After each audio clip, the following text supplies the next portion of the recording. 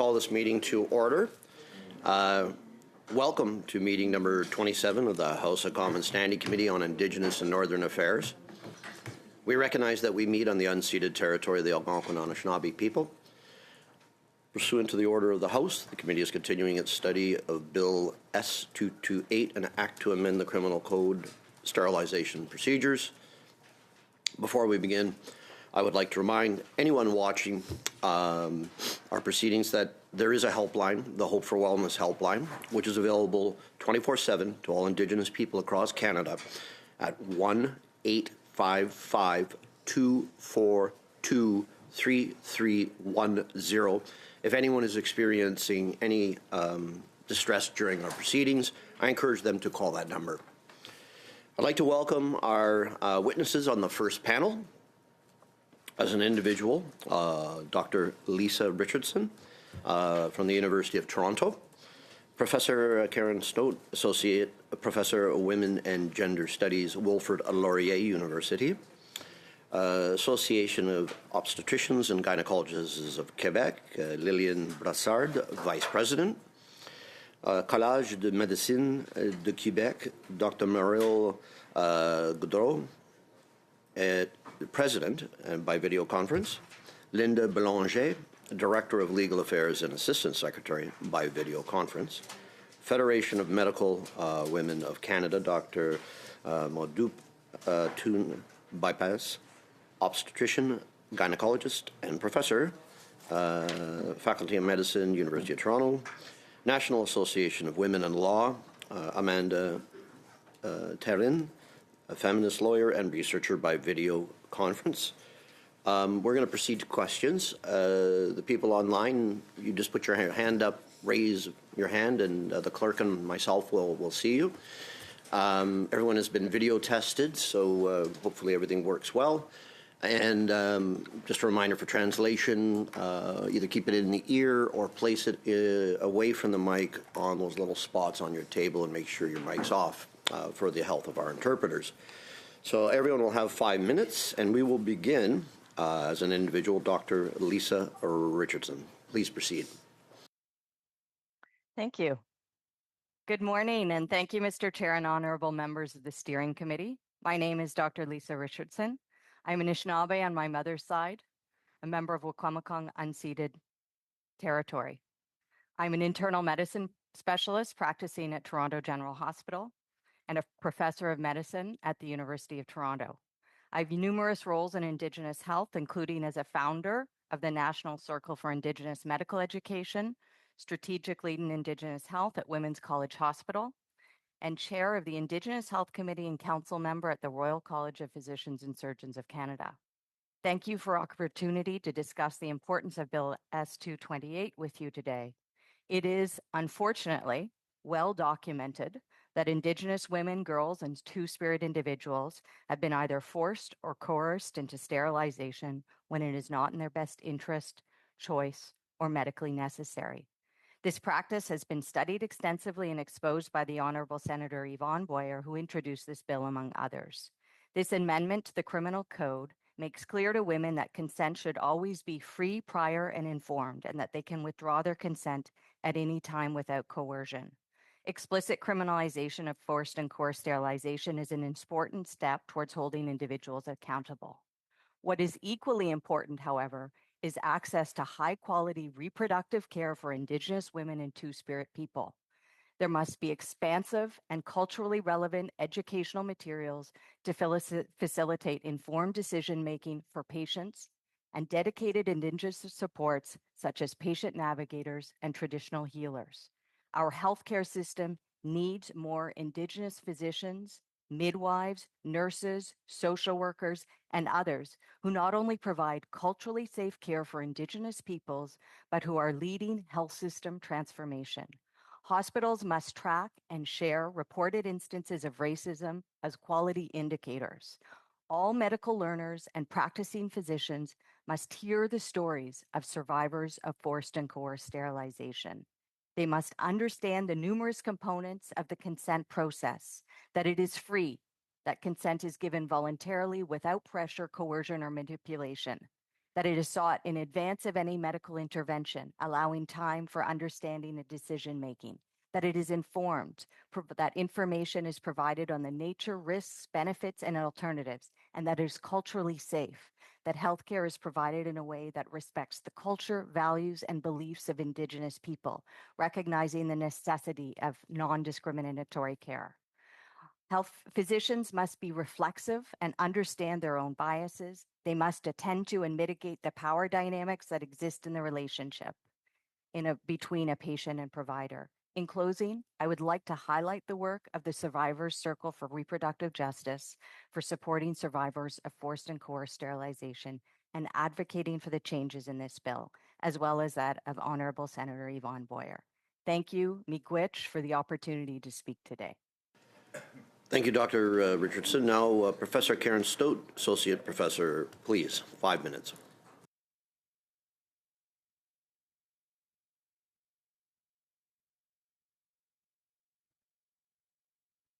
You're on mute. Of course I am.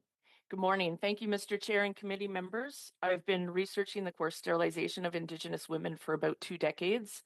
I've written 2 books on the subject, and I fully support the survivors of coerced sterilization and what they want and need. Bill S228 is a tool that will help reaffirm existing consent mechanisms in a medical context and make clear that there are consequences if health professionals don't meet their obligations.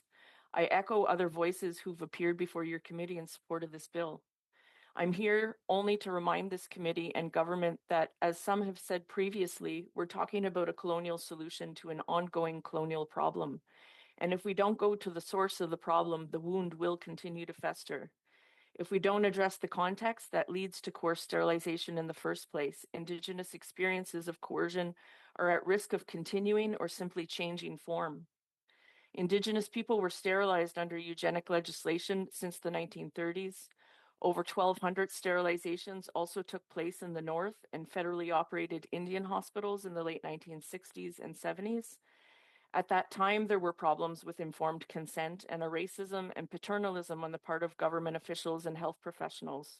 But also the context was one of colonialism and the undermining of Indigenous political and reproductive sovereignty.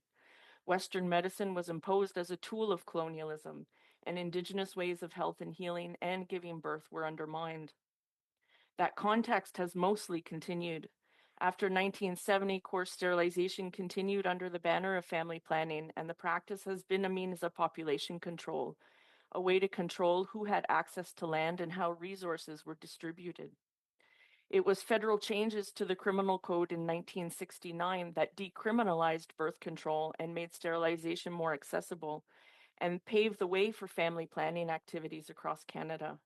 This was significant to coerced sterilization continuing.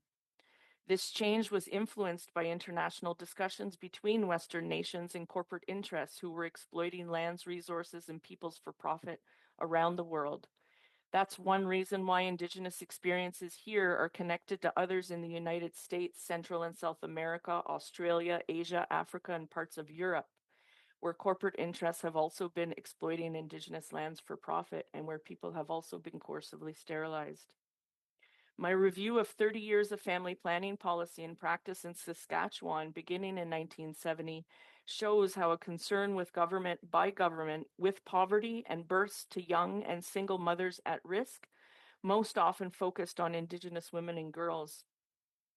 Family planning was considered by some a way to address poverty and reduce government budgets by reducing the birth rate among those relying on social services and without doing much to address why poverty exists in the first place. It was also one way to ensure continued access to Indigenous lands for profit because any poverty Indigenous people experience can't be separated from colonialism. In 1978, the federal government announced it would take a more proactive approach to family planning, and the province of Saskatchewan identified the Indigenous birth rate as the most important demographic trend over the next 25 years. That year, registered Indians began to be overrepresented among those sterilized in the province. Between 1970 and 2018, 10,654 registered Indians were sterilized in Saskatchewan. This doesn't include non-status Indians or Métis people. Sterilization is a legitimate reproductive option when it's consensual, but the historical record is full of Indigenous voices raising the possibility and reality of coercion and insisting on reproductive and political sovereignty as necessary to protect against this form of genocide. Corporations in the Canadian political economy remain invested in exploiting Indigenous lands for profit. Colonialism is ongoing. There's a connection between this and systemic racism in healthcare and beyond, and it's an important part of the context needed to understand why coerced sterilization keeps happening and what transformative change is needed to stop it. Criminalization alone won't solve things. If business continues as usual in other parts of our collective relationship with Indigenous peoples and their lands, I urge you as elected officials and as human beings, pass Bill S228, then have the courage to continue working with Indigenous people to end violence against Indigenous bodies and lands. Thank you for listening. Thank you very much. Next, we have Lillian Brassard, Association of Obstetricians and Gynecologists of Quebec. Please. Bonjour, Monsieur le Président, Mesdames. Good morning, Chairman, members of the committee. My name is Lillian Brassard, Vice President of the Association of Obstetricians and Gynecologists of Quebec. The AOGQ represents more than 500 medical specialists committed to ensuring the quality, safety, and accessibility of care for women of every stage of their lives. Allow me to first state the following very clearly. We fully acknowledge the serious and unacceptable injustices suffered by certain women, particularly Indigenous women and other women in vulnerable situations, including sterilizations performed without consent. These acts constitute profound violations of fundamental rights, dignity, and the integrity of the individuals. They must be denounced, they must be punished, and the victims must obtain justice. On this objective, we are fully aligned with the intent of the bill. However, and this is the core of our message today, we are very concerned about the proposed means. We believe that Bill S228 in its current form risks producing effects contrary to those intended. Why? It's important to remember here that sterilizations performed without consent are already criminal acts in Canada. The legal framework exists. The problem is not a legislative gap, but rather a lack of investigations, prosecutions, and mechanisms for addressing reported cases and supporting victims. Rather than creating a new criminal offense, we strongly recommend that there be issued clear guidelines to the relevant authorities, the police and others, to ensure rigorous investigation and effective prosecutions. We need to strengthen the training, reporting, and victim support mechanisms. And we need to improve coordination between federal and provincial prosecuting authorities, because this is what will make a real difference. Conversely, in our opinion, the bill carries significant risks. Three major ones. First, there's a risk of infringing on patients' bodily autonomy. Decisions regarding reproductive health are among the most intimate choices one can make. They're based on consent, and acts of harm or mutilation without consent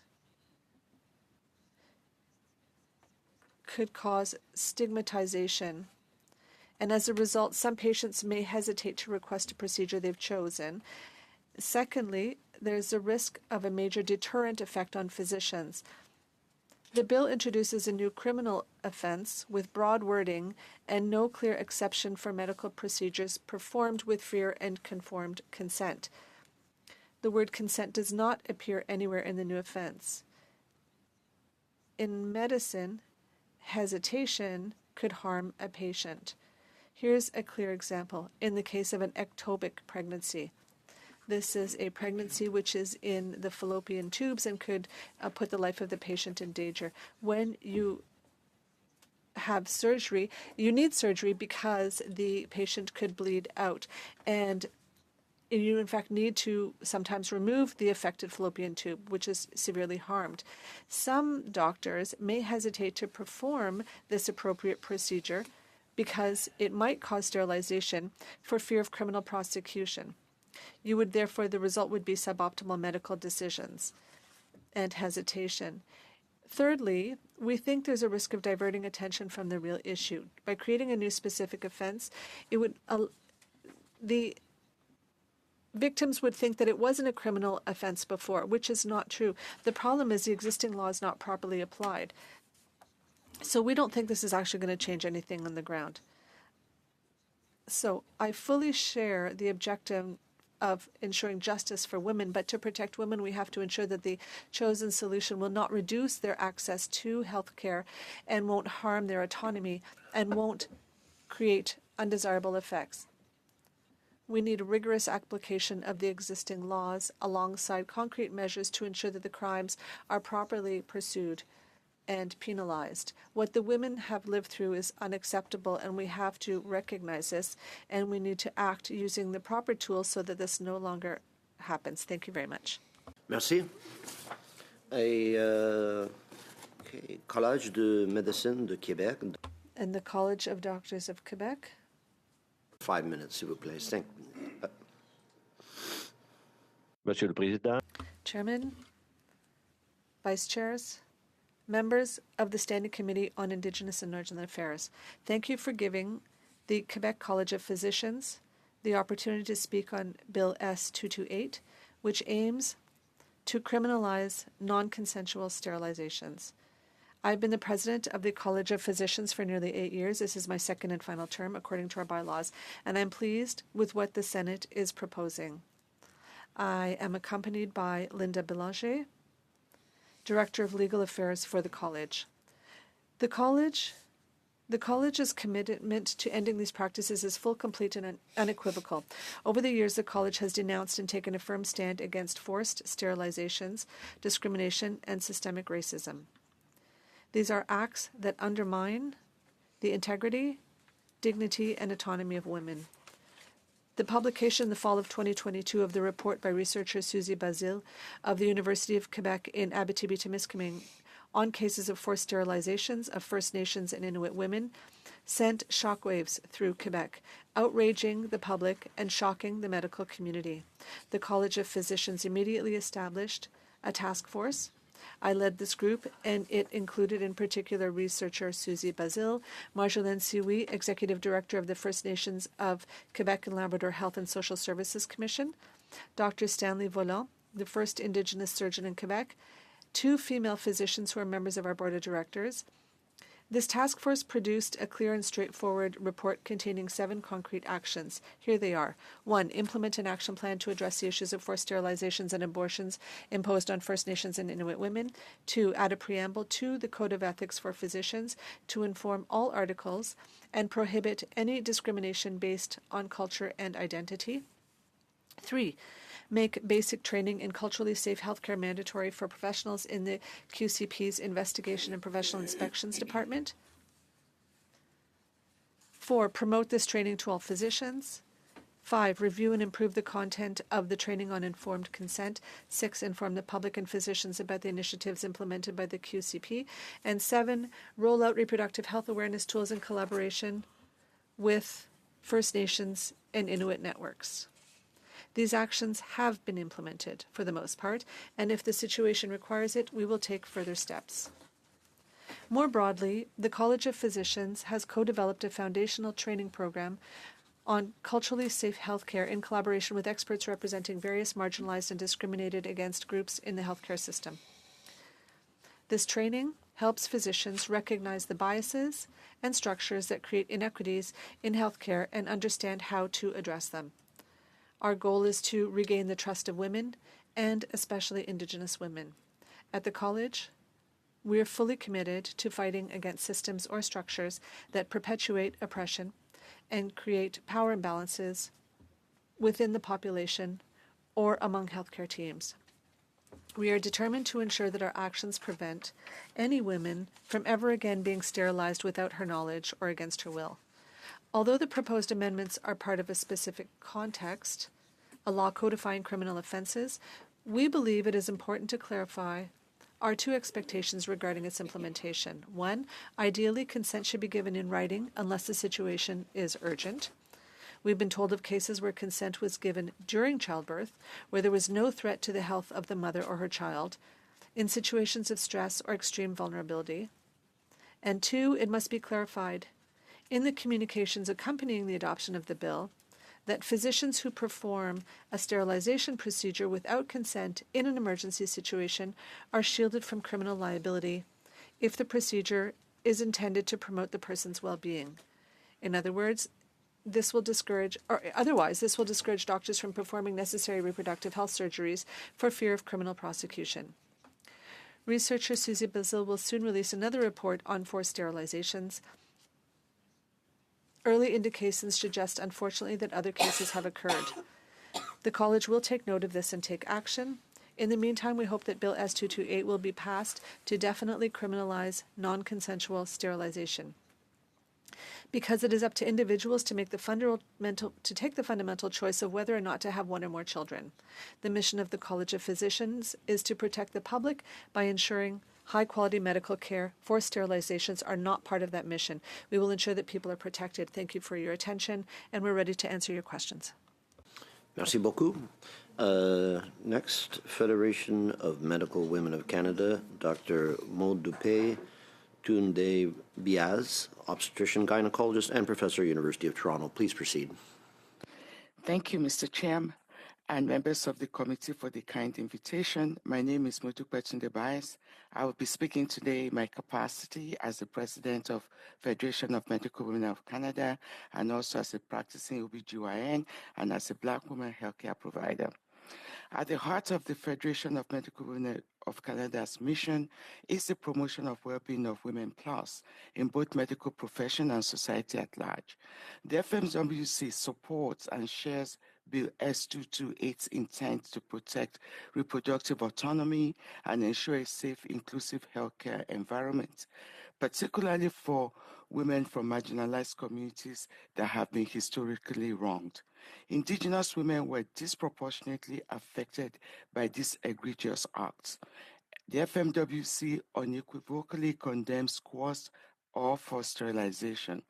I'm also further saddened and disappointed by the inaction and the lack of robust consent process that would have ensured the abolition of coerced or forced sterilization in Canada as a whole. Upon review and consultation, the FMWC raises the concern about the unintended consequences of the impacts of Bill S228 on obstetrics gynecology as a profession and the associated provision of women's health service, including consensual sterilization. Politicization and criminalization of women's health will decrease access and result in loss of bodily autonomy and reproductive rights. This is what women have fought for. Gender equity in medicine. As of 2026, over 60% of medical school admissions are women. In 1990, 84% of practicing OBGYN were males, and in 2020, 64% were females, a fourfold increase. It is projected that over 80% of OBGYN residents and most practicing specialists are now females. This change in demographics is critical, and FMWC members are concerned with the targeted criminalization of a female profession which are historically male-dominated, fraught with patriarchal, paternalistic, and misogynistic legacy, will cause more women harm. Women are now getting to positions of leadership and are fierce advocates for women's rights and autonomy. FMWC is further concerned that access to women's reproductive health care, which was already in crisis, will be further eroded by criminalization that would affect current practice and deter women physicians from choosing the specialty. Speaking to some of my trainees in OBGYN, they said, and I quote, "We are explicitly trained in trauma-informed, non-coercive consent with clear documentation, especially in high-stakes settings like cesarean birth." Another one said, "Performing 2 emergency hysterectomies where partners consented while patients were under general anesthesia. Both parties lived, but were upset and one sued after. Imagine having a criminal case opened against you in addition to dealing with malpractice lawsuit. As trainees, we have never heard of this bill. Forced sterilization is wrong." Emergency care risk. Medical practitioners performing sterilization procedure without sufficient consent face 14 years in jail. In emergency situation, my question is, who determines sufficient consent? In some cases, consent is usually obtained from family members. Is this adequate or not? The threat of criminal prosecution may cause physicians to hesitate during critical split-second clinical decisions, leading to increased morbidity and mortality. These decisions must be made on purely clinical grounds without the fear of criminal prosecution. Hesitating, even for a moment, can lead to lives lost, as seconds counts in the face of active bleeding. Therefore, the potential for hesitation is of great concern. In the US, with the overturn of Roe and Wade, criminalization and legal uncertainty have led to confusion, physician hesitancy, delayed care, and lack of available women's practitioners have led to many documented maternal deaths. We must guard against these scenarios in our country, Canada. Education and regulatory opportunity. The FMWC is disappointed that there have been no progress at the national level in developing and implementing a robust consent to prevent coerced or forced sterilization. The FMWC is advocating for the opportunity for comprehensive member education. We are seeking to collaborate with a national commission that comprises Indigenous physicians, the Society of Obstetricians and Gynecologists, regulatory bodies, Medical Protection Association, biomedical ethicists, midwife, etc., to come up with an urgent consent process while enhancing professional standards that will ensure a robust support for health care providers. The FMWC is dedicated to ending coerced sterilization and supports the immediate removal of licensures of perpetrators of such acts. Unintended consequences. Often marginalized women have little opportunity to speak to a provider alone and safely for reasons of language and culture, among other things. For example, a woman who has cultural reasons is not allowed to make a decision on her own whether she wants more children or not. They may be negatively impacted. These women are already at highest risk of negative outcomes, and this could further compromise their care, leading to human suffering.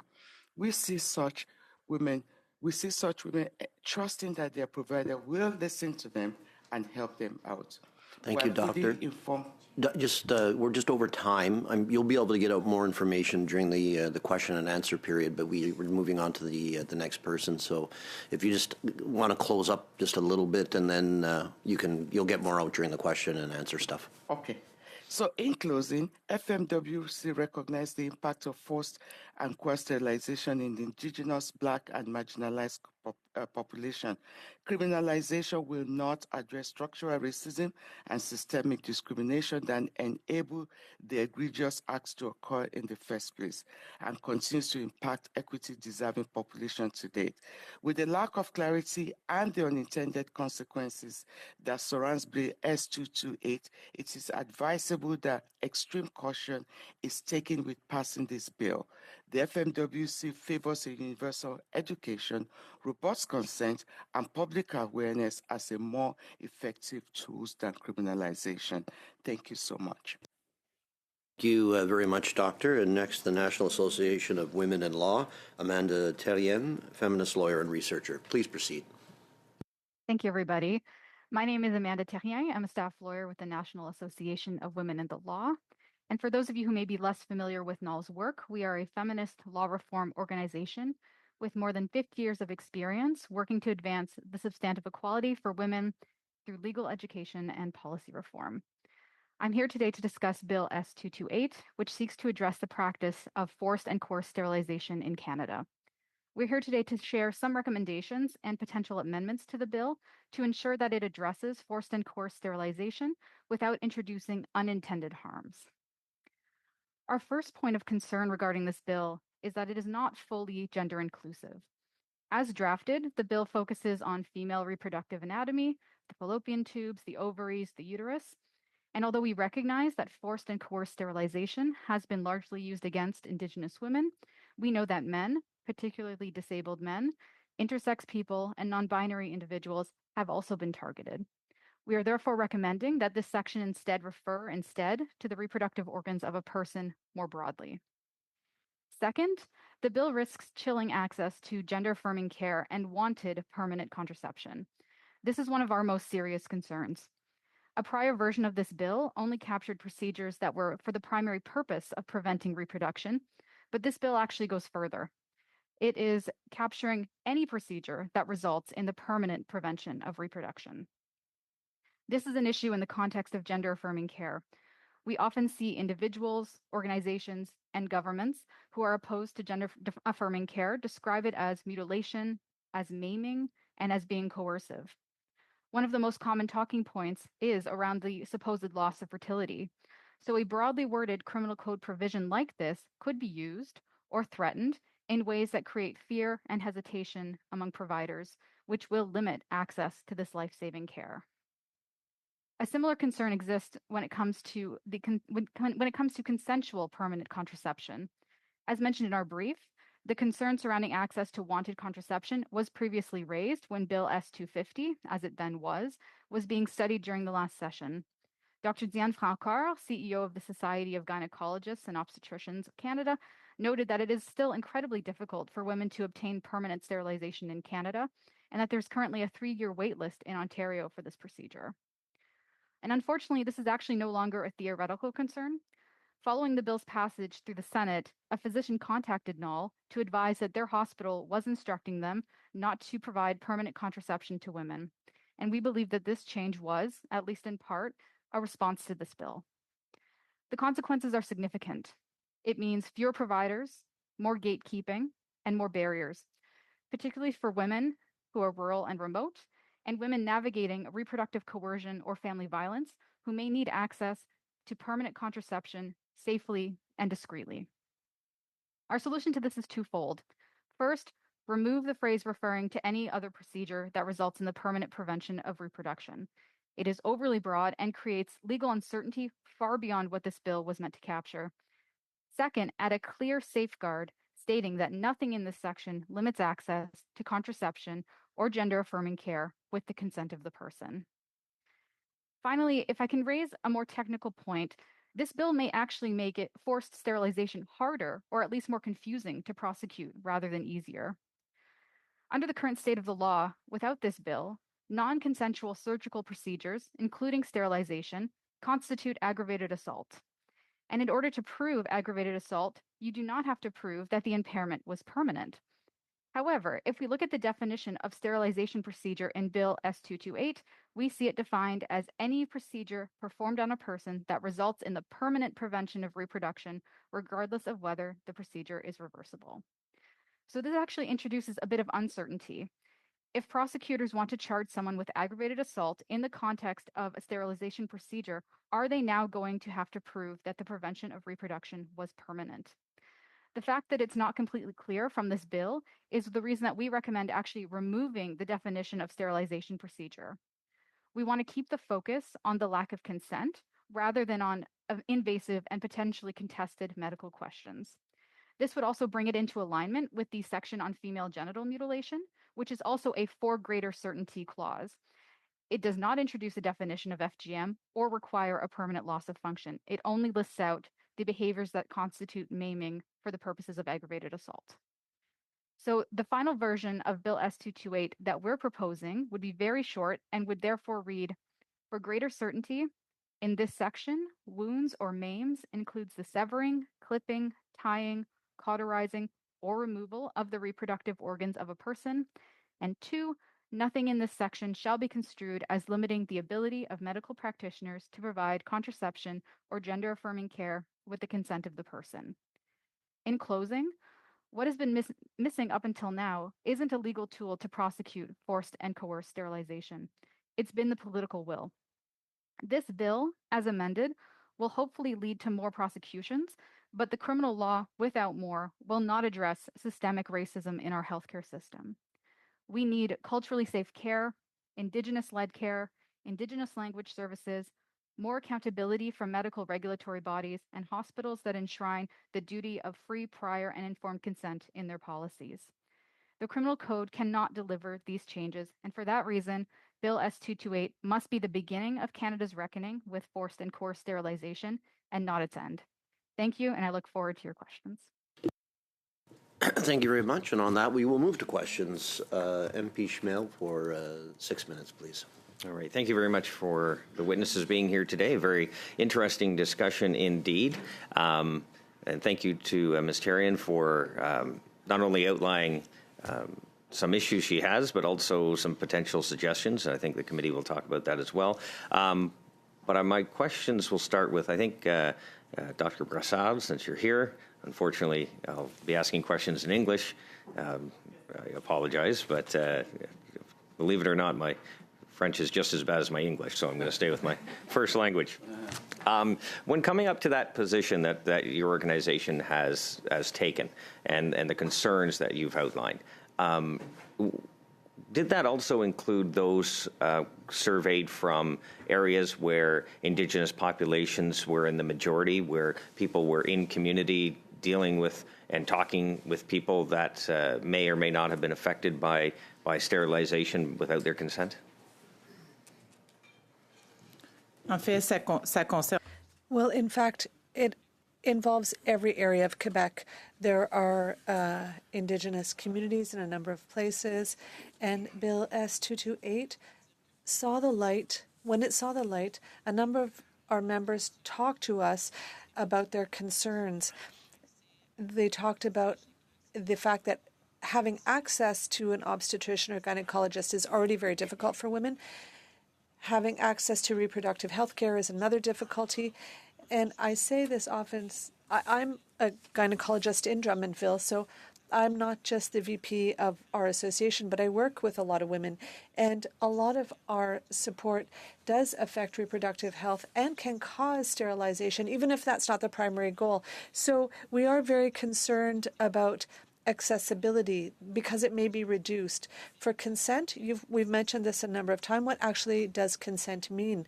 Is it a signature on a paper? Is it a file? Is it the patient's understanding? It's very complex. And medicine evolves differently. I would say in Quebec currently, young cohorts, 92% of people entering the profession of obstetrics and gynecologists is female. So it's becoming a very female profession. So to your question, yes, it affects all communities, and we are concerned for all women in Quebec, including Indigenous women. We're concerned that they'll have a reduced access to care. And some may consent to sterilization too. Thank you. Obviously, I'm not a lawyer. I look too normal for that. In a room full of lawyers and a panel full of lawyers. And of course, the sponsoring senator is a lawyer. Yeah, maybe we should strike that. Unanimous consent to strike that from the record. I say that because, oh my goodness. So when we're talking about the liability piece, there has to be intent, right? There has to be intent that an action has happened that caused an effect, right? So obviously it's protected in the criminal. So consent is defined in the criminal code. You have protections for emergency medical treatment. The section is 45 of the Canada Criminal Code. So all of those are protected. So somebody comes in, they're bleeding out, you make a snap decision, and unfortunately they get sterilized as a result, but they save their life. That's covered. I think what we're trying to stop, and what we've heard in committee through testimony, is the fact that there are women, and yes, men, that have been told one thing and something else happens, and they find that they wake up and they can't have children.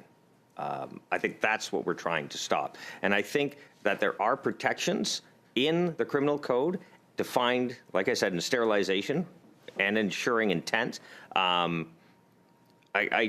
We're just trying to find a path forward here that stops this from happening and affecting people that have full intent to have more children, but unfortunately that magic was taken from them. Je suis ni avocate à mon tour. Donc I am not a lawyer either, so that's not my strength.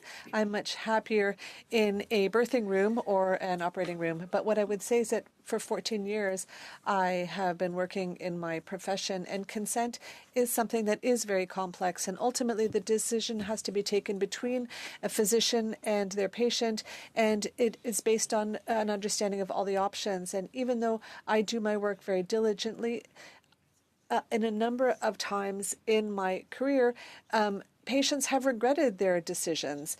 And for example, I had a patient who asked me for sterilization, so I removed her fallopian tubes because she did not want any more children. It's a patient who I'd followed through 3 pregnancies, so we talked about this for a long time. And this was done outside of birth. It was a separate procedure. But what she never said is that she was living in a situation of domestic violence, and this was how she would ensure that she'd have no more children with this man. And a couple of years later, she came to see me with a new partner, and she said, well, ultimately, I'd like to have more kids, but it was no longer possible for her. So we all have to deal with cases like this. They'll continue to exist. It was fully consented to, but there's still regret later on. So it opens a door to the fact of whether was there full consent? I didn't know about her domestic violence situation, but what means did I have to ensure that this patient was had fully consented to this case? So we just have concerns about the bill for these reasons. Thank you. Thank you very much. That's all the time we have. Oh, well, all right. Next, we have MP Hanley, please. Thank you very much to all the witnesses for being here, and this is certainly turning into a really interesting question of the intersection between consent and criminality. Dr. Brassal, je vais aussi poser les questions en anglais. I will also ask my question in English because we're talking about fairly technical topics. To make sure that we get this right. You heard other witnesses, particularly Ms. Thierrien, Feminist Law Reform, proposing some amendments that could make this more one could say more palatable or perhaps more consistent with existing consent and practice. And I'm wondering whether you've had time or if you have any reflections on some of those proposed amendments, really ultimately whether your recommendation is that this entire bill is unnecessary or whether with appropriate amendments you could see a path forward. Merci. Je vais répondre moi-même en français. Thank you. And I'm going to reply in French because that's easier for me. Obviously, it's hard for me in this moment to answer, and I'm not a lawyer, so I don't want to stick my feet in something I don't understand. But for sure, if this bill is carried, we're fully willing to work on the idea of consent and work with people on this, but we're very concerned that in its actual form, our position remains the same. We need to act on existing problems. The law exists. Patients have legal recourse. So our question is, why did recourse not happen? And that's the issue. If you're not going to correct that, then what is this actually going to change ultimately? Perhaps nothing. That's my point ultimately. Thank you. You're in an interesting position because you are a practicing obstetrician gynecologist as well as having an executive position.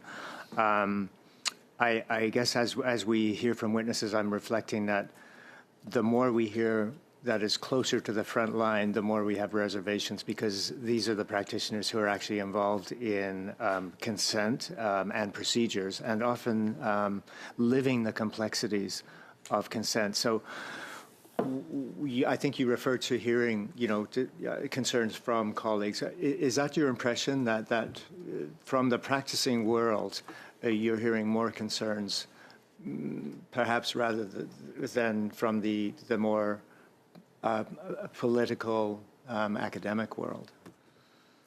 Tout à fait. On a vraiment été approché par beaucoup de nos membres sur le terrain sur l'inquiétude de ce projet de loi-là. Si je So yes, à l'heure actuelle, pour une jeune femme, if you don't mind, I'm going to speak to the current situation. For young women who don't want to have children, to have access to voluntary sterilization is actually a very complicated situation. If you're 22, 23 years old and you choose to not have children and you don't want to use contraception, good luck trying to find someone who will accept their needs. And I do sterilization of young patients, but it's after a number of appointments, and it's very hard to know if the young client fully understands the long-term effect of full, complete sterilization. And you can't be paternalistic either. Ultimately, women do have the right to this option. So currently, gynecologists are already a bit hesitant in this field, and we've improved access over the past few years, but it's very concerned that our members do have concerns. Physicians aren't lawyers, they're not law experts, and so to criminalize a specific medical procedure does concern them. And we've seen the consequences in a number of files in Quebec, for example.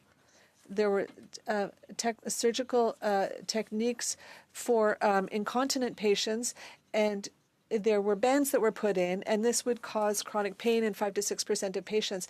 And so they needed further interventions to remove these bands. There was a whole bunch of media and political pressure put on the file, and as a result, consent became a big issue. And what we're seeing now on the ground is that every doctor who used to put in these bands no longer puts in the bands. And they are obstetricians, gynecologists who do continue to do it, they're the only ones who continue to do it. But basically, they don't have access to surgery that used to be very efficient out of fear. So they're very concerned about legal prosecution. And so for gynecologists in Quebec, and it may be the case in Canada as well, they're very concerned about negative consequences of certain surgeries. Thank you. I guess I'm out of time. Yes, you are. Thank you. Deputy Gill, pour 6 minutes, s'il vous plaît. For 6 minutes, please. Thank you very much, Chair, and thanks to all the witnesses who are here with us today. We would like to do our work as members of a committee. We want to be as rigorous as possible, and as a result, we have to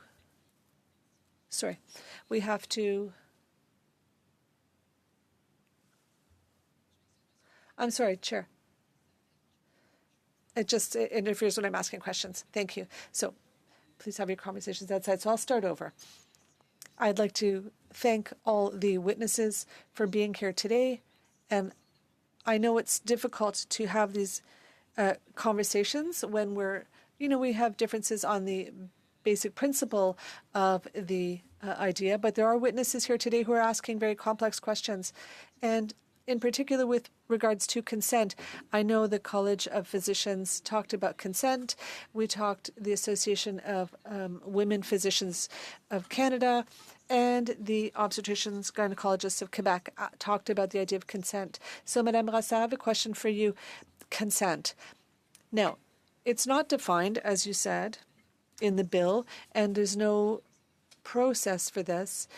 And we talked about free and informed consent. We need to understand what's going on. And so personally, for me, I've had 3 cesareans, and some were elective, some were emergency, and I don't remember exactly what happened, but I saw how complex the process was. So I'd like to hear what you have to say about, or perhaps define more clearly for us with the nuances as much as possible. Could you explain to us what solutions could be brought to this and what might be missing from this bill? How could we better shed light on the situation where you could protect both physicians and patients? Thank you very much for your question. Well, Consent in medicine is fairly broad, but consent means that the patient is able to hear what we're saying, and perhaps someone who's suffering in a birthing room is not fully able to give consent. Now, it's clear that consent in all medical disciplines are not always the same. In my world, we deal with emergency situations. In a birthing room, it's an emergency situations, very difficult situations, decisions that people have to take, sometimes serious complications. And consent in an emergency situation is different from consent in an elective planned situation where you're in a physician's office. So it depends on what type of consent you're talking about. There's also barriers of understanding and language barriers, and we don't always have tools at hand to help us with this. So we need to do more to provide tools to physicians to improve the idea of consent. Sometimes I have a patient in my who I have to deal with. They're unilingual. We don't understand each other, so we have to meet again, and through Google Translate or something, we try hard to understand each other. But there are things that we need to improve. Currently, in university faculties, there are courses in place to help improve the idea of consent. So we have new young cohorts coming out for whom consent is extremely serious. Consent was always serious, but it's taken on new dimensions, and I'm hopeful that things are improving, but it's still a thorn that we have to specify better. So, for example, it's not in the bill, but do you think it's part of our goals as legislators to ensure that consent, like my colleague said, consent is already defined, but I don't know if the definition would apply to this specific case. As you say, consent is different depending on the different medical specialties. But what could be done? What solution could we find to support consent? For example, one survivor was talking about the fact that she did not consent to having her waters broken. And I'm not a physician. I don't know anything about that, but we're talking about not necessarily the intention of sterilization, but the effect of sterilization. So in extreme cases, let's say someone could become sterilized through another procedure. So anyway, I have all sorts of questions, and I'm wondering at what point, at what stage you talked about understanding or knowledge and language barriers, and just fully understanding, fully comprehending everything that's happening in an emergency situation. And sometimes you can be medicated, and I'm just not, my personal experience was that I was not fully cognizant of the decisions that presented to me. So if you don't have time to answer my questions here, but you're welcome to send them in writing at a further date if you'd like. I think that the case of consent, from a legislative perspective, I really don't know how it should be framed. So I'm only speaking from my perspective, but I think it's up to universities that train physicians. So, I was taught how to help a patient give birth, or, how to deal with a birthing room, but I think consent has to be presented in training in universities and working in collaboration or in partnership with groups representing the population or people or Indigenous women or immigrants. I think this is how we will improve our understanding or application of consent. I'm not sure a legislative framework is what will change things. I've been practicing for 14 years, and practices have changed enormously. A patient is now considered to be more of a partner in the decision-making process. My patients, so when I talk about contraception, the best decision is the one that works best for you. I might think that contraception A is the best choice for you, but ultimately, I'm going to present all the options to you. I'm going to present the advantages and disadvantages of each one, but it's up to the patient to decide what's best for them. So I think universities and programs that train the new generation must ensure that the new generation is well tooled. Thank you. MP Morn for 5 minutes, please. Thank you, Chair. Reflecting on a very serious conversation, just kind of an observation, often the oxygen when it comes to free, prior, and informed consent in our political world here in Ottawa is taken up by a political discussion in terms of major projects.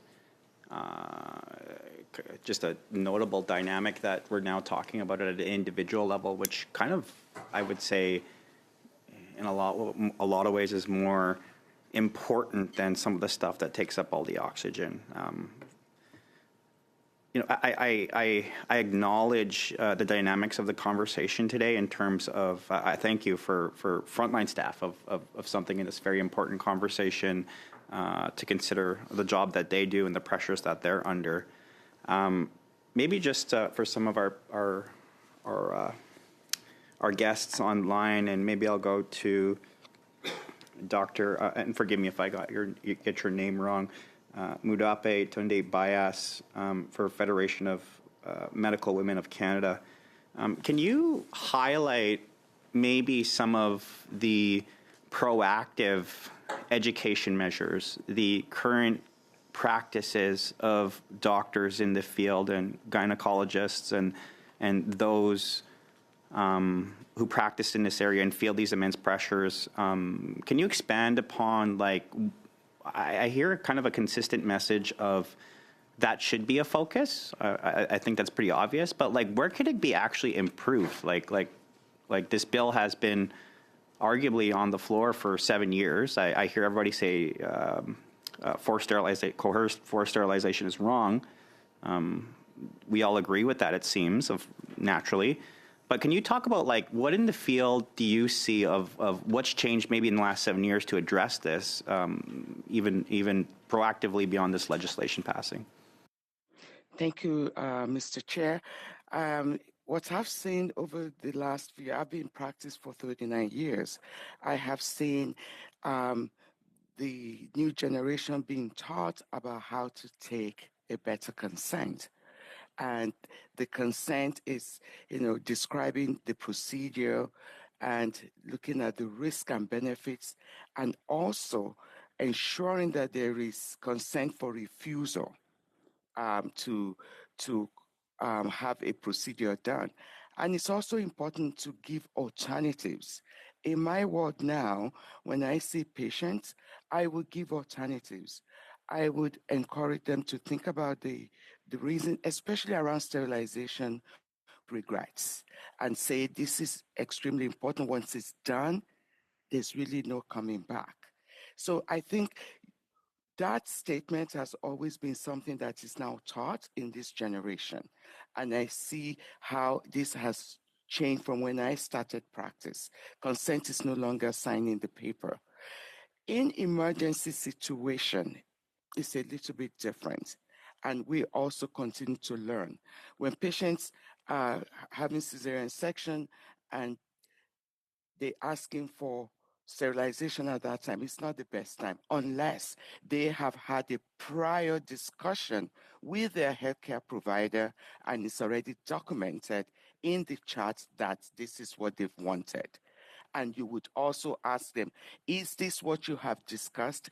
If there's ambiguity, you would not carry out that consent. So in the emergency situation, it's usually where the problem is, because what becomes reasonable consent? Having said that, I think we can still do more with education, with awareness, both with the patient lenses and also the healthcare providers. And we have seen this incorporating patients in helping with safety and guidelines, and being part of the committee has helped. And I always say, in my time, there was a time that we surgeons operated on the wrong side of the body. That has almost been totally effaced because there's patient voice involved in that kind of consent process. I also trained in another country, United Kingdom, whereby universal education it's so important. I know healthcare system is provincial in Canada, but for this kind of situation, I think we need to have a nationwide universal consent process that speaks to everybody across the board. And that alone has reduced in the UK the maternal death occurring in women, especially marginalized women, because they have a uniform education.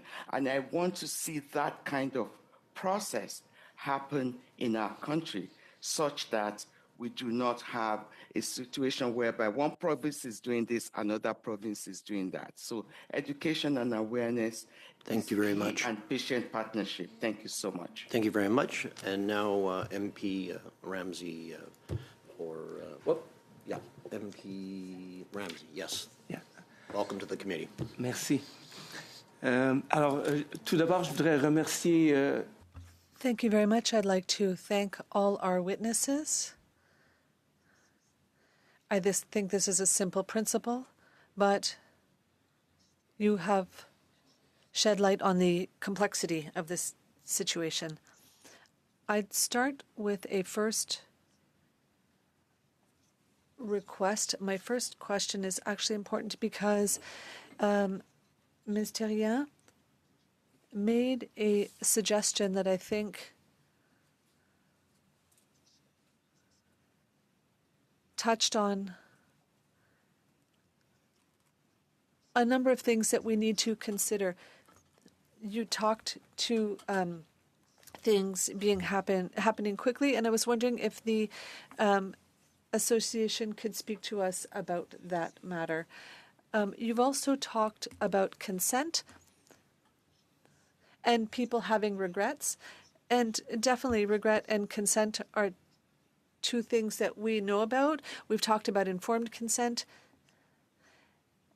and patients who might regret things later on. However, you also talked about a patient being a partner. I think this is a very important concept. As an older physician, through my bosses,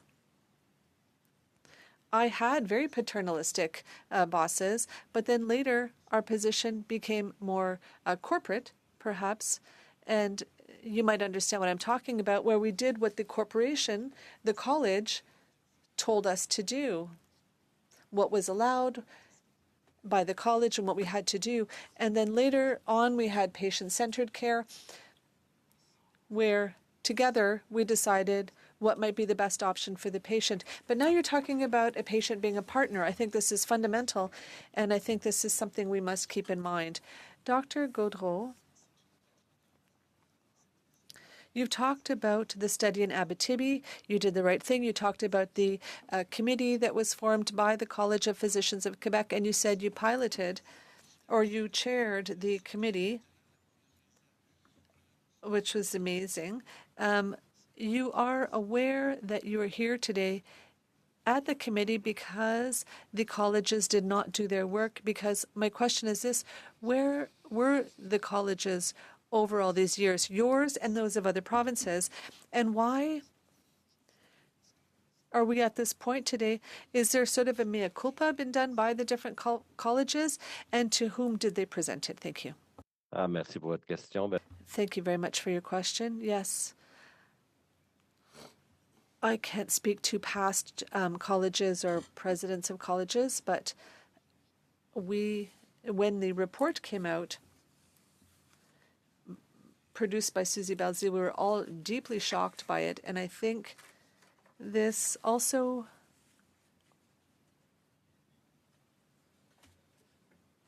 speaks to the well-being of patients, but also the well-being of the care providers. We need to, I think the colleges, organizations, and institutions such as the one I'm presiding, we're doing our best to shed light on these problems through the task force that I led. And we've learned that patients, in particular Indigenous women, did not trust our institutions, did not trust the College of Physicians of Quebec and did not feel protected by the college and did not trust the institutions that represent their rights, and they didn't dare file complaints. So patients did not file complaints. This was made very clear in Ms. Basile's study and through the testimonies that we heard at our task force. So what we've said in territorial position reports and what different groups have said, we've admitted that we did not do the work that we should have always done. This said, what we have built together with Indigenous communities, and I talked about this in my presentation, is that we have a program which is about ensuring that care providers have a greater understanding of the need for care and how we welcome and address or speak to women from Indigenous communities. So to answer your question, yes, work still has to be done. And we've admitted that we could have done better. Thank you very much. Going to go. Merci, Deputy Ramsey. Thank you, Deputy Ramsey. 2.5 minutes, s'il vous plaît.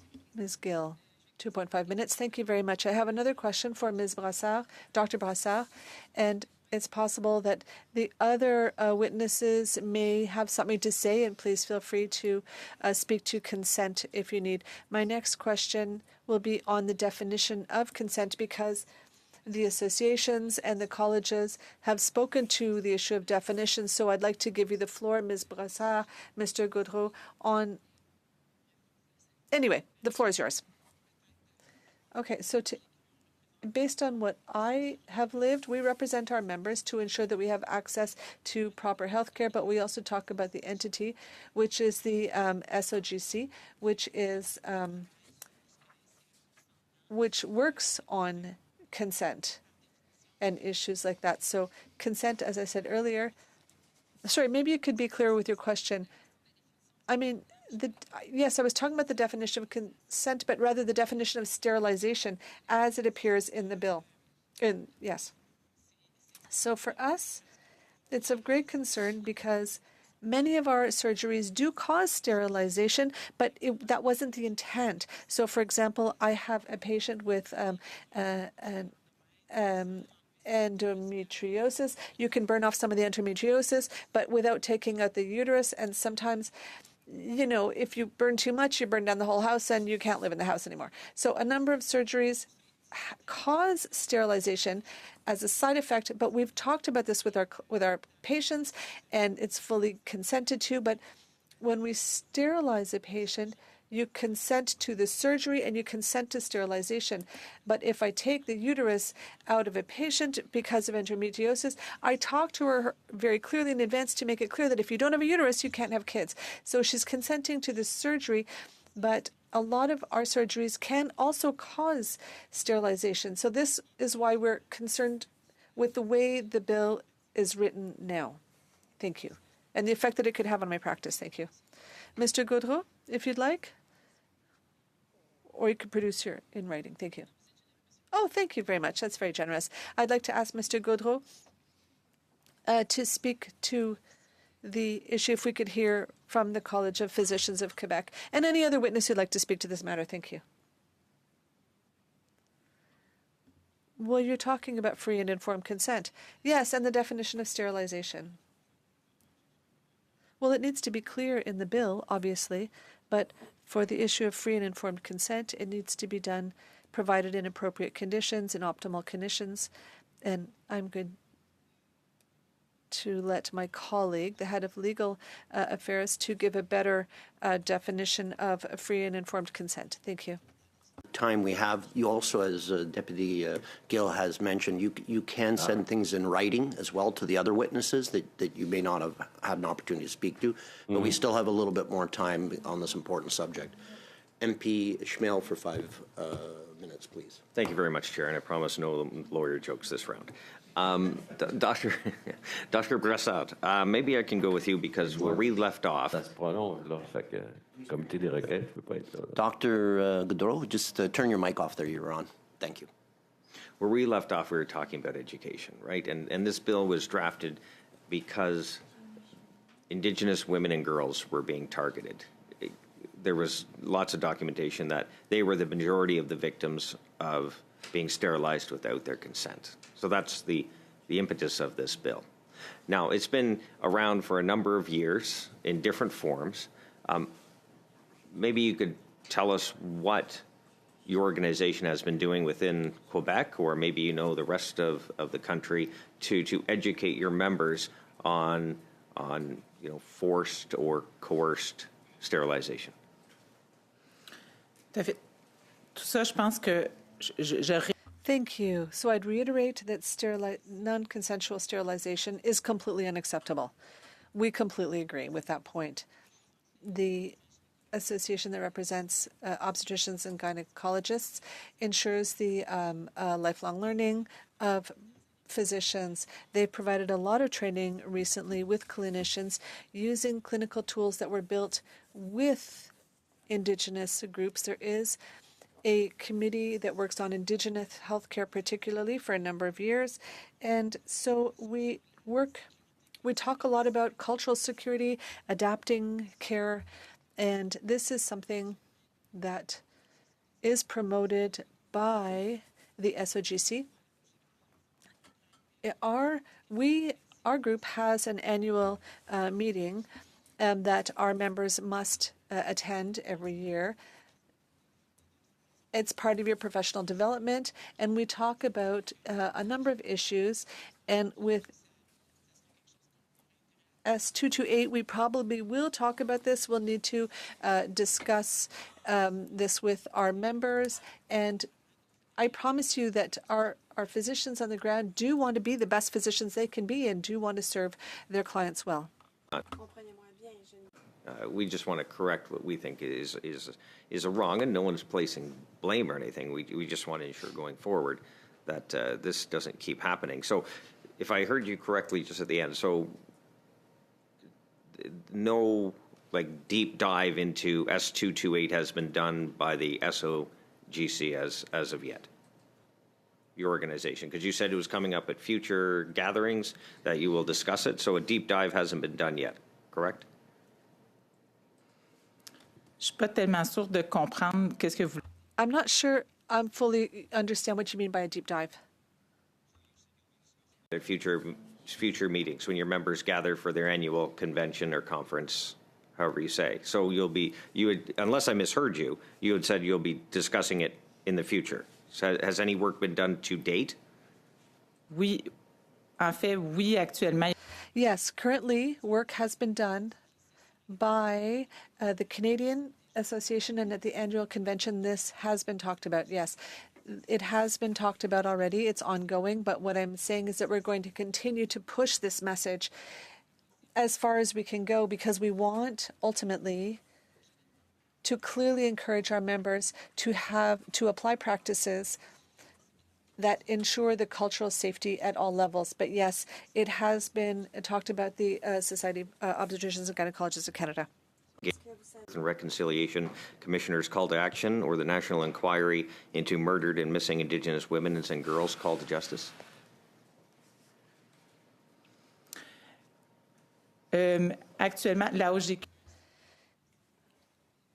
We don't have the skills or capacity to work within that framework, but we're willing to work with people when we're called to work with people, or when we're willing to work with all the groups who are involved. But that's not part of our skills to work specifically on that. But when we're called to work with people, we do. Has your organization obtained legal advice regarding the bill's scope and application? Oui, certainement. On a. Yes. Certainly, we have a law firm that is working with us on a number of files. We've asked for their help, and they advise us. They've helped us highlight certain issues and helped us with the points in our presentation today. But obviously, our perspective is our own. But yes, we did get support in order to understand the bill, because as a gynecologist obstetrician, I can't really understand the details of a bill specifically. And that brings us to the end of the questions for the first panel. I would like to thank all the panelists for your expertise. I know you're all very busy, and thank you for sharing your testimony today. So we're going to suspend and get ready for the next panel. Very good.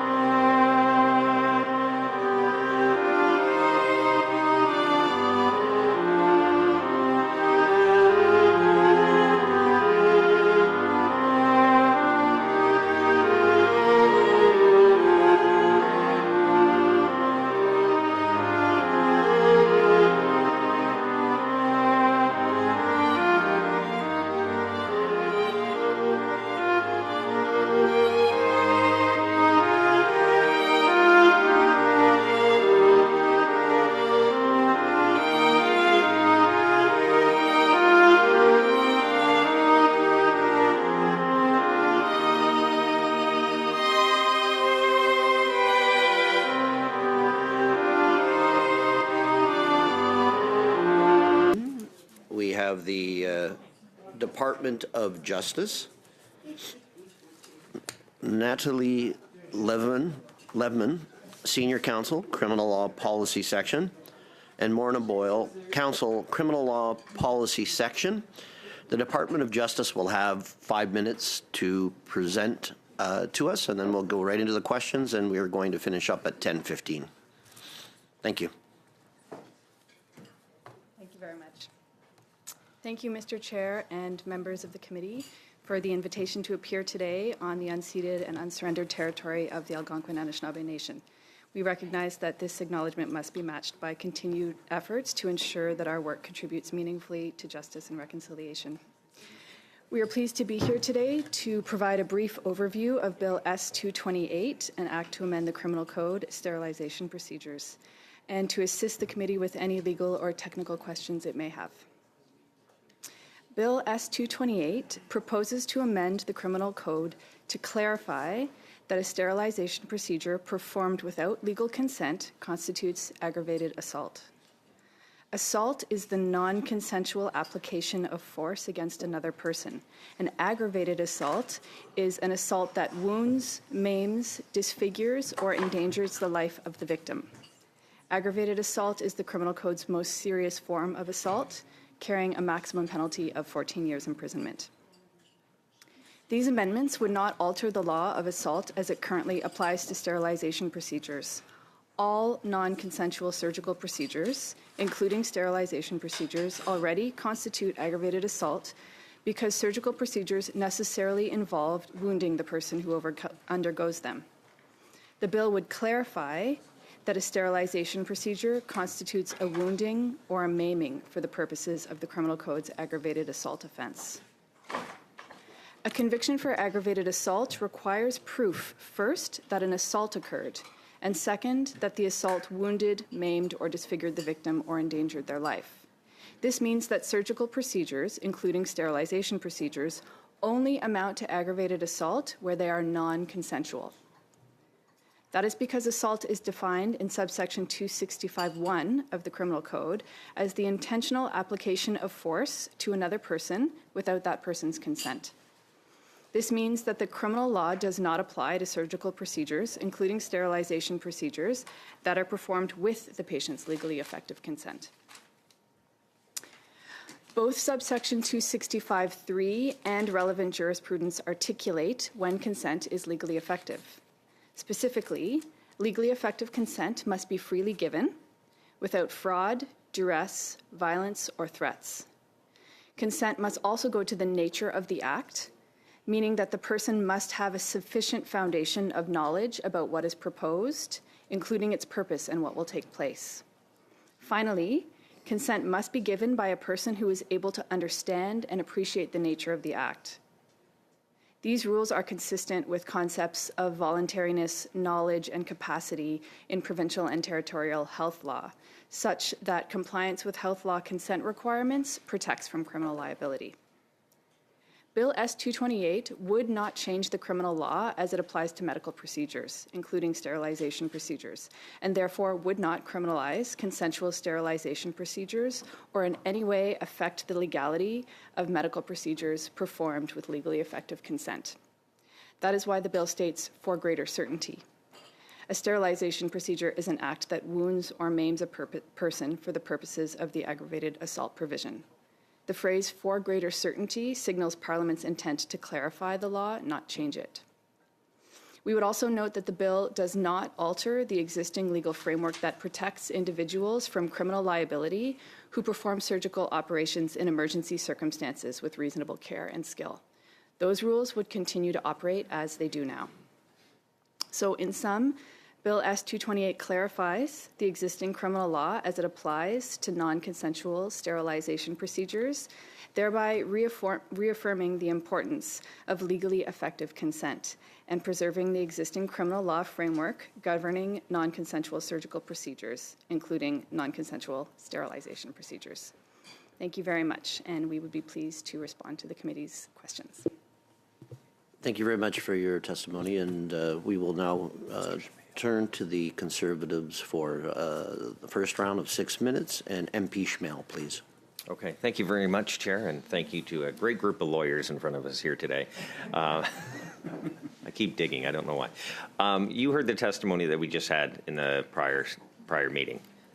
You saw and heard what we were trying to dig down and narrow in on and focus in on and kind of alleviate concerns if people had some. Do you care to reflect on what you observed just a few moments ago? Thank you very much for that question.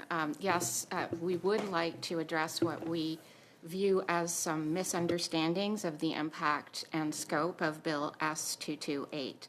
We'd like to stress that the bill would not create a new offense. For greater certainty clause, as my colleague has just explained, merely confirms or clarifies the application of existing law.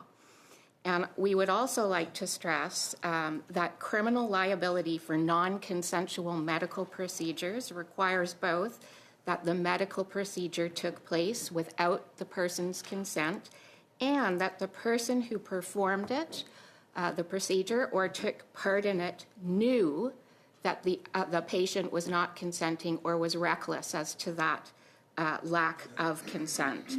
So situations where a person gives valid consent and then later regrets after the procedure would not be caught by the criminal law, either now or under Bill S-228, because Bill S-228 does not change the scope or application of the criminal law. So we really want to reassure committees and stakeholders as criminal lawyers who are responsible for these provisions in the code from both a legal and policy perspective that Bill S228 would not change the criminal law framework governing non-consensual medical procedures, including the fact that Section 45 would continue to operate and that the consent framework, as my colleague has just described it, would also continue to operate. And I'd also like to stress that the concerns that we heard during the first hour were in fact taken into account in the redrafting of former Bill S250. Recall that Bill S250 as amended is in fact Bill S228, the very bill that you're considering. So all of these concerns were taken very seriously, I believe, and factored into the current formulation of the bill. And if you'll give me the permission, I would like to quote Dr. Wilson, who appeared before you on Tuesday, because we agree with what he said. He said, as an obgyn, if this bill passes, I won't be changing my practice because there's nothing for me to change if I'm not engaging in forced or coerced sterilization. He also said, we don't have anything to worry about in the way this bill is written if we're not engaging in coercive practices. So I stress what my colleague has informed you of in her opening remarks, that complying with provincial and territorial health laws, which require securing informed consent prior to every single medical procedure, immunizes all medical professionals from criminal liability, both under existing criminal law as well as under Bill S228, which does not change existing criminal law. I hope that helps the committee. It does, and your testimony there just leads me to my next question, but I have two more questions. How much time do I have? 2 minutes. 2 minutes, okay. I have two questions in 2 minutes. I just want to just even address, okay, I'll give you both my questions, and then because the time. One is on the piece you were just talking about. In the previous session, we just heard of an example if the doctor was in on a procedure and accidentally nicks something and causes sterilization. I know you mentioned in your words, but I want to be perfectly clear here because I want to address that exact scenario the doctor prior talked about. The second is, do you think this bill needs or requires any amendments? Thank you. On your first question, fundamental criminal law principles require criminal acts to be voluntary. Therefore, accidents are simply not criminal. This is a function of standard fundamental criminal law principles. So no accidents cannot be captured by existing criminal law nor under Bill S228. Because Bill S228 is for greater certainty clause and doesn't change the existing scope of criminal liability for medical procedures, including sterilization procedures, it's our view that no further amendments are necessary. Your two questions are good. Okay. Dr. Hanley for 6 minutes, please. Thank you very much to both of you for being here. Excuse me. I think I just wanted to clarify what you said about the text of S228 versus 250 in the previous Parliament.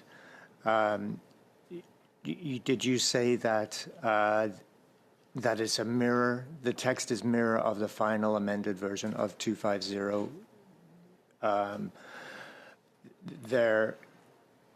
And is there? I guess that's it. Is there any word that is changed from the final amended version of 250? To be clear. No, Bill S228 reflects Bill S250 as amended by the Senate Committee on Legal and Constitutional Affairs. Thank you. I'm going to build a bit off what Mr. Moran brought up in the previous hour on the concept of free, prior, and informed consent as applied to individual medical procedures. I wonder if you can just comment on what the understanding is and the definition is within medical jurisprudence? Okay, that's an excellent question. What we have are two legal frameworks that apply to medical professionals. The first is provincial and territorial health law. For example, the Health Care Consent Act of Ontario. And that will provide a legal framework that doctors must follow, a regulatory framework that they must follow to comply with informed consent rules. And they more or less mirror what we see in subsection 265(3), which I have open here. And it says that you have to consent to every touching. That's a fundamental aspect of our law as confirmed by the Supreme Court of Canada in its Morgenthaler decision. They were very clear that any kind of medical procedure performed without complying with the criminal law's consent rules, which are articulated in Section 265 and in the jurisprudence, is an assault. So we know that. We know that that is fundamental in our society to protecting bodily autonomy and integrity. And what we see in the criminal law is exactly as my colleague has described it. You cannot induce consent through fraud, through threats, through violence, through an exercise of authority. And most importantly, if no consent is given at all because the person, let's say, isn't informed, they go in for one procedure that they've consented to, and the result is that they end up sterilized, which they have not consented to, then no consent is given, both for the purposes of a statute like the Health Care Consent Act or equivalent statutes in other jurisdictions, and for the purposes of the criminal law. So we have overlapping legal frameworks, one criminal and one regulatory, one at the federal level and one at the provincial territorial level. I hope that helps. Thank you. Are you aware of other areas of medical practice where there is, outside of normal consent laws and the laws to which you refer, have additional legislation at federal level that applies to other areas of consent and medical practice? Well, the other provision was already noted. It's the female genital mutilation provision. But I want to stress that really female genital mutilation and sterilization are not analogous procedures. Female genital mutilation is a form of violence against women. It is never medically indicated. And that's why in Section 268, subsection 4, it clearly says that no consent to female genital mutilation is valid unless it falls within some narrow exceptions, because female genital mutilation is defined in part as an excision, and excision means cutting, and therefore removing something like a cancerous growth or fixing the damage caused by female genital mutilation requires cutting. So the law will recognize consent in those limited situations where a particular procedure on female genitalia is legitimate and medically indicated. I want to stress that Bill S-228 has no similar provision. You see nothing in Bill S-228 that says no consent is valid, and that's because consent is valid in this context. Medical procedures that have social utility, this is from Jobidon, Supreme Court of Canada, 1991. The law clearly allows people to consent to medical procedures that could be highly invasive but have social benefit and benefit for the patient who's undergoing them. So that's why Bill S-228 fits very nicely within the current framework addressing medical procedures that are non-consensual.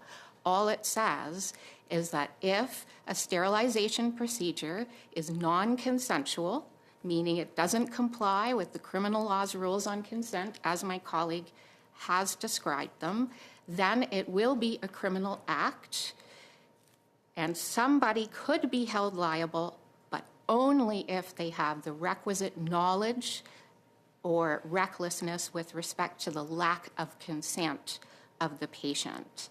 So that's what Bill S228 does. It's different from the FGM provision because it's a different practice. It's not, FGM is not legitimate. Sterilization procedures that are consensual are. FGM is never legitimate. So I just wanted to explain the differences between these two provisions. Thank you very much. Thank and you. now, Deputy Gill, pour 6 minutes, s'il vous plaît. Thank you very much, Chairman. And thank you for being with us here today to help us understand the situation through your professional knowledge. The College of Physicians shared a few concerns with the committee.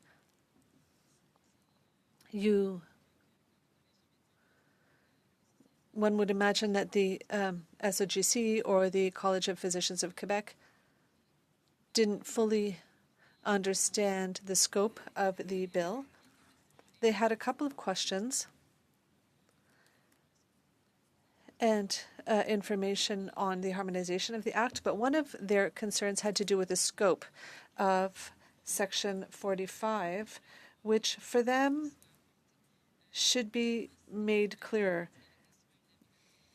I could talk about that it's the reasonable application of a practice. Sorry, no, wait, I don't have the right letter here in front of me, but given the state of the person at the moment of the operation, basically what they were saying was in the case of an emergency, there's concern that they need to protect the patient and also the practicing physician.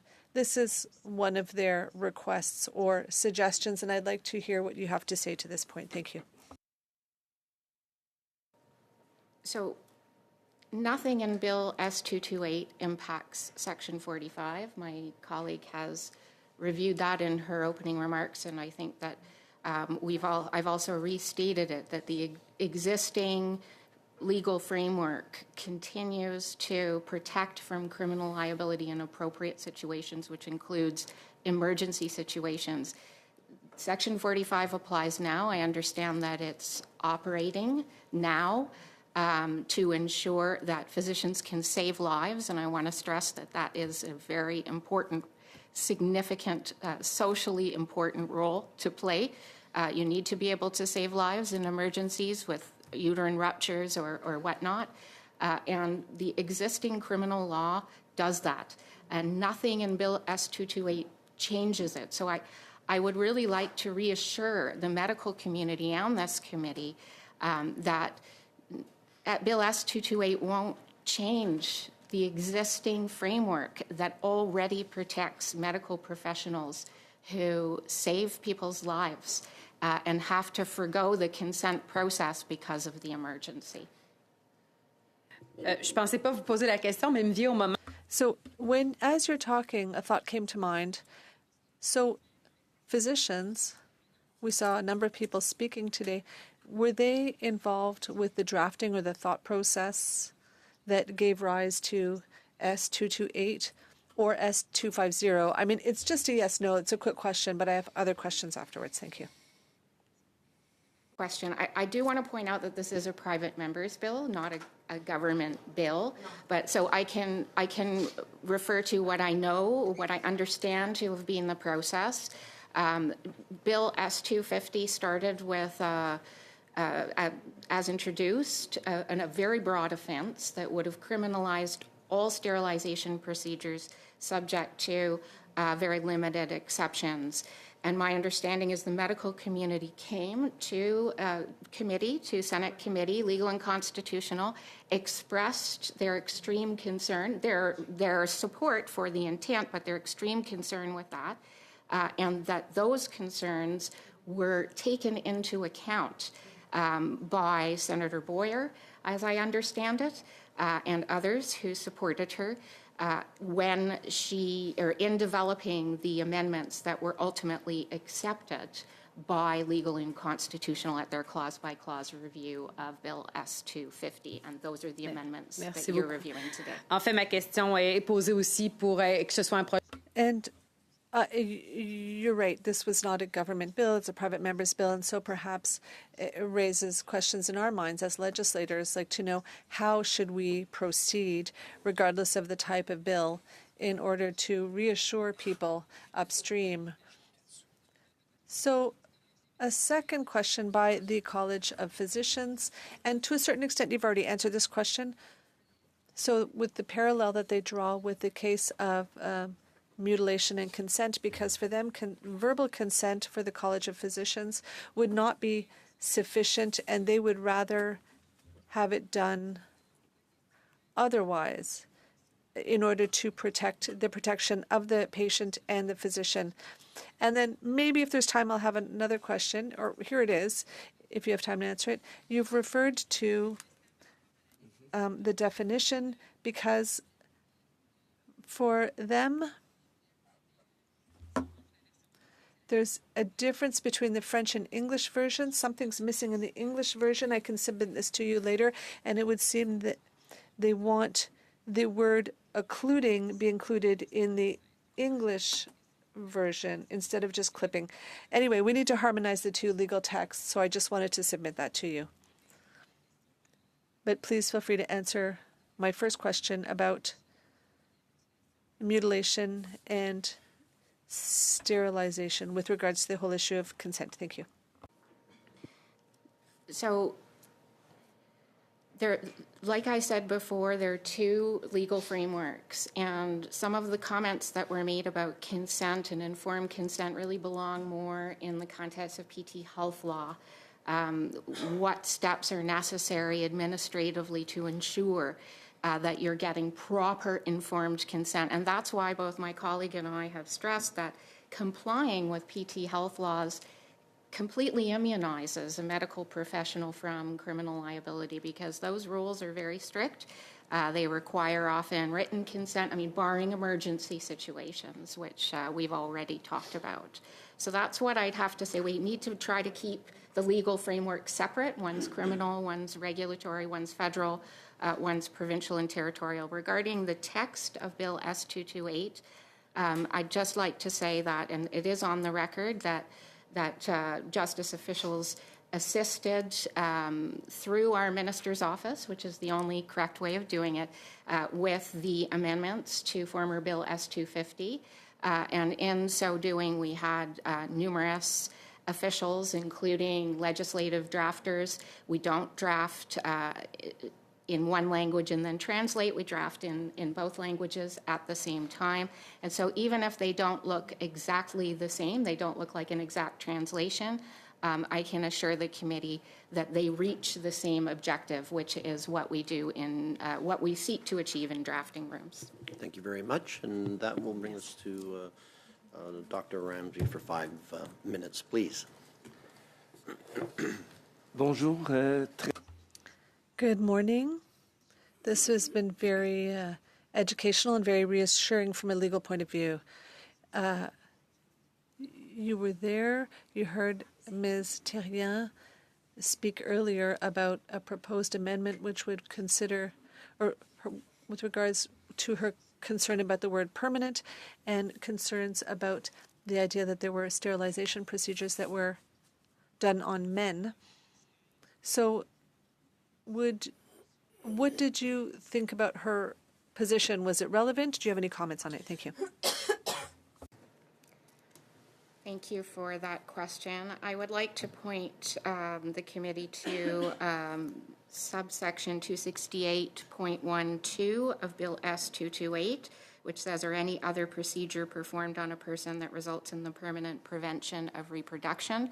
We call that a basket clause in law. It means that all procedures that result in permanent prevention or sterilization would be caught by that definition. So that would include non-consensual vasectomy as well. And in relation to her other concerns, I would just say that the clause where she says, Noll has suggested a sort of limitation, just simply isn't necessary precisely because of what we've shared with you today, that the Bill S228 just simply doesn't alter the existing criminal law. We don't see provisions like that in the criminal law now because we know that all medical procedures that are consented to are not criminal. They're not criminal now, and they wouldn't be criminal under S228. So it's our view that that provision would not be necessary. Maître, j'imagine, Maître Lefman, la façon dont vous parlez, Sorry, I have no doubt that you're a legal expert, but it seems to me 228 isn't necessarily. Is it necessary? Thank you for that question, and perhaps I will answer that with respect to some of the testimony that you've heard before this committee. Many stakeholders have now told you that clarifying the law in this regard is very important to them, given the history that you have heard. And we've heard that from impacted people. We've heard that from the sponsor of the bill. And we've also heard that from certain members of the medical community who also feel that clarifying the law would assist with raising awareness, with facilitating the development of very important educational measures that are required to prevent this from happening in the future. Je vous suis, mais sauf que quand vous nous dites que... I follow you, except that you say certain things aren't necessary, but then we could also same thing when it comes to vasectomies, which or other people who have conditions and who shouldn't be the object of vasectomies, people who were harmed with unnecessary conditions, and it could be the same take under 228, S228. Well, the law just, S228 would just clarify that, right? Fait juste clarifier, mais je veux juste... It doesn't change anything. All Ça ne change rien. La vasectomie non consentie est une agression. Beaucoup inquiété ici So we were concerned here about family planning and that services be available to everyone. And we've heard Dr. Brassard, who said we need to work super hard to get sterilization on a young person. But I understand that this is a private member's bill, and I understand that there's the issue of justice, but are we concerned about the social repercussions, not the legal ones, but rather the social repercussions of this bill? Thank you. My view is that criminal law, fundamental criminal law principles protect people from non-culpable behavior, from behavior that serves a social function. So any medical professional who is providing a procedure consensually to a patient is not at risk. They're not at risk now. They would not be at risk under S228 either. And given, in light of your first question, in contrast, it would, as I understand it, help certain stakeholders feel that their rights are recognized in the law. We've also heard a number of people say that sometimes there were procedures that had to be done in the matter of a few seconds, and that you couldn't ask questions of yourself. You had to act very quickly. But would S228, could it have an effect on this? I know that they're covered. I fully heard that. But the fact that the word consent is not used in 228 in this specific section, then that you're referring to 265, I believe. Should we not, for the sake of clarification, should we not have used the word consent in S228? With the idea in mind that healthcare professionals may need to act very quickly and don't necessarily have the luxury of time or time to think about whether their actions will comply with S228 or not. And if you want, you can also submit things in writing afterwards if you feel that you don't have the time. That is the current state of the law. The current state of the law protects medical professionals who have to make difficult decisions in emergency situations for the benefit of their patients. Nothing in Bill S228 changes that. And I want to stress that fundamental principles of criminal law only foist criminal liability on people who not only do a wrong, meaning perform a non-consensual surgery, but also who know or are reckless as to whether that person has consented. So just because there might be a misunderstanding about consent, it doesn't mean criminal liability will flow. You have to make out both of those elements beyond a reasonable doubt to establish criminal liability. So the existing criminal law protects medical professionals right now in the same way that it would protect medical professionals under Bill S228. Merci. Thank you very much. Okay, so that brings us to the end. If anybody else has anything pressing that they would like to say right now, nope, I'm seeing nothing.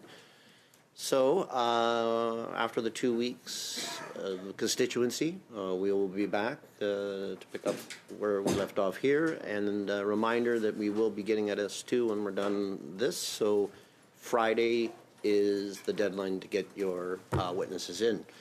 Go ahead, MP Moore. Just a quick question, Chair. Just there was comments before the meeting started. Saskatchewan, as per the motion, would request an hour on the 14th when we get back. Is that, I don't know the process to acknowledge if that can happen or not. I recognize that, and we will take it up with the ministry if the minister is available on such date, but we recognize the motion that you had put forward and the date. Thank you. Thank you. Anybody else? Deputy Gill, s'il vous plaît. Merci, Monsieur le Président. Thank you very much, Chair. Just to facilitate our work, I don't know if it's possible or not, but could we get a calendar of the next sessions up until the end of spring, please? Even if it's not complete, just to give us a rough idea of the plan. Thank you. Perfect. The clerk has work to do over the next couple of weeks as well, so we will get that to you, and I'll consult with the vice chairs too as we develop that calendar. Go ahead. Thank you, Chair. Just to confirm, so the week we come back would be the week of April 13th, correct? Correct. Yes. Okay. And if possible, as my colleague mentioned, the minister to talk about Saskatchewan on the 14th, if that's possible. That's correct. If not, say that happens. So on the 16th, that would potentially be another meeting of 228? Correct. Okay. And we are hoping to get line by line in the second hour on that one? If all possible. All possible? Up to you guys. We're good with that? Yep. Okay, and so potentially we could be finished S228 on the 16th. That week. Leading potentially to S2 maybe, or something else on the 21st. Correct, and I'll consult with the vice chairs to make sure that the calendar makes sense, because we do have the Bloc Québécois study that also needs to come to conclusion. We just have to put it into the form of line by line. Go ahead, Deputy. En fait, c'était justement parce qu'il y a aussi une mission possible. Thank you very much, but it's because there's sort of a Mission Impossible at the UN, which is happening. I'm not sure when exactly it's happening, but we need to talk about this because it's as of the 20th of April, because it's possible the committee won't be sitting, and I'd like to know if we're not sitting or not, because we do have a deadline for the 30th of April. Thank you. That is correct. So we will have to get permission from the House to see if we get to go to the UN. No. Okay. Yeah. If that's the case, I think there. So we have the committee. We're still working on that part. But if the House doesn't allow the committee to go, I think there was also talk about some members using their own means of getting there and staying for the week. So I guess we'll have to discuss that, because then that will push the next chat to the 28th. Okay. We, during the constituency week, I will speak with both, maybe set up a call with the vice chairs, and we can, and again, do that, okay? Okay, perfect. All right. Merci. Merci. Thank you again to our very informed testimony from the Department of Justice, so thank you. We're done.